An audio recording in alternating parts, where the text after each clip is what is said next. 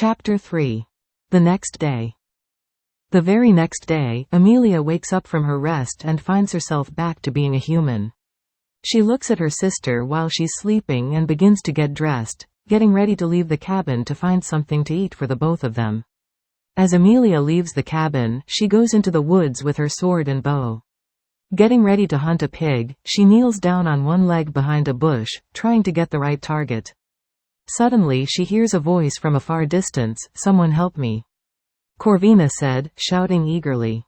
As Amelia saw where the voice was coming from, she saw a woman standing in a hole within the ground, nude. Amelia threw down a rope for the woman, letting her know that someone is here to help. "How'd I know you're not someone trying to sexually abuse me?" Corvina said, scared. "It's okay, Ms. My name is Amelia, I'm here to help you," Amelia said. The princess begins pulling the rope and eventually the woman is finally out of the hole. Amelia takes off her cape and wraps it around the woman, keeping her warm after being in a damp and cold hole. "Thank you for hearing my cry for help," Corvina said, thankful. As Amelia makes eye contact with Corvina, she sees a woman about the age of 25.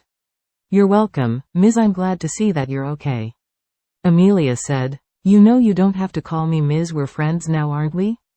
The young woman said. "Haha, yes we are."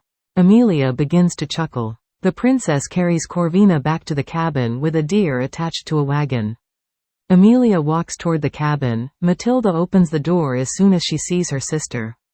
"Let me get some clothes for your friend, she looks cold and starving," Matilda said. "Thank you, sister," Amelia said. As Matilda helped Corvina with her scratches that she has, Amelia started with getting the deer cleaned and starting a fire. Amelia sits down for a little while in front of the fire. The young woman sits down next to Amelia and begins talking to the princess, thanking her for the rescue. Corvina looks at the corner of Amelia's shirt and sees a crest indicating that she's a part of the royal family. "Oh, I forgot to introduce you to my little sister," Amelia said. Matilda walks over to Corvina getting ready to introduce herself. "Very nice to meet you, Matilda," Corvina said. The young woman begins to ask Matilda and Amelia, "Do the both of you live far from here?" The two sisters begin to respond, "No, we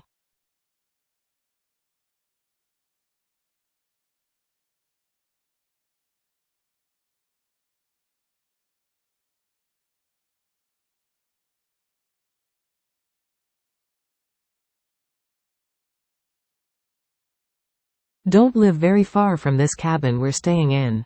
Before the sisters take the young woman to their home, they decide to eat first, then leave. "This soup that you've made is very delicious," Corvina said. Amelia looks happy as Corvina thanks her. The young woman asks Amelia about her sword that's laying against the wall.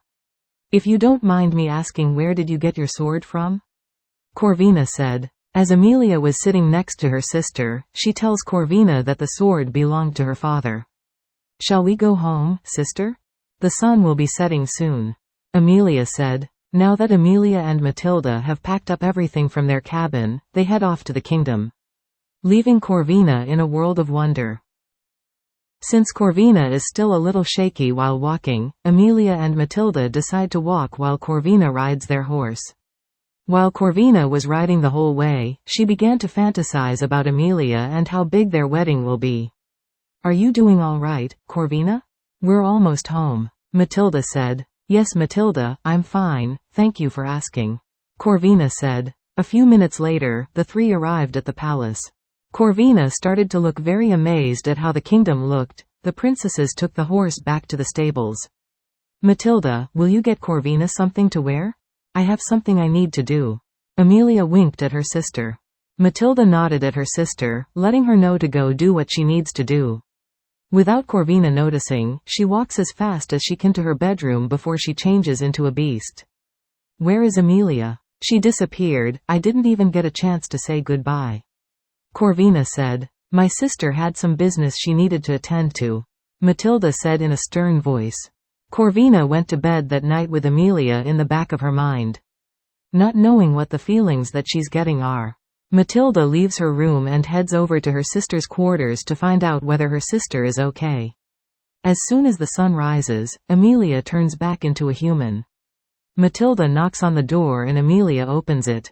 Matilda jumps into her sister's arms. "Oh, sister, I'm happy to see that you're okay," Matilda said happily. Amelia looked at Matilda with tired eyes and said, "Yes, sister, I'm glad as well." The princess falls to her knees in exhaustion. Her little sister catches her screaming, "Help! Help my sister, the princess needs help." Corvina hears Matilda and lends her hand, while placing Amelia onto the bed, so she can rest and recover.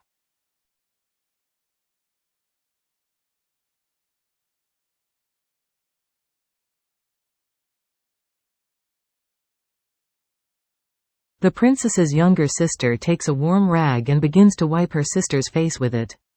In the meantime, Corvina looks at Amelia's portrait, admiring her beauty.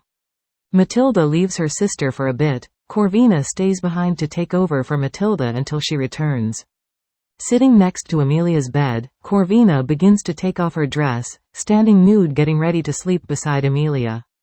With a shocked look, the princess opens her eyes, seeing Corvina curled into a ball sleeping next to her under the sheets. Without making a sound, Amelia gets out of bed and puts her armor on and grabs her sword. Matilda sees her sister walking out of her room and decides to ask how she's doing after her nap. "Don't worry, sister, I slept pretty well," Amelia chuckled. What Matilda didn't know was that in the back of Amelia's mind, she's wondering why Corvina was in bed with her. A few minutes after Amelia left her room, Corvina sits up in bed and sees that Amelia's armor and sword, bow are missing. She gets dressed and leaves Amelia's room as fast as she can before a guard begins to question her.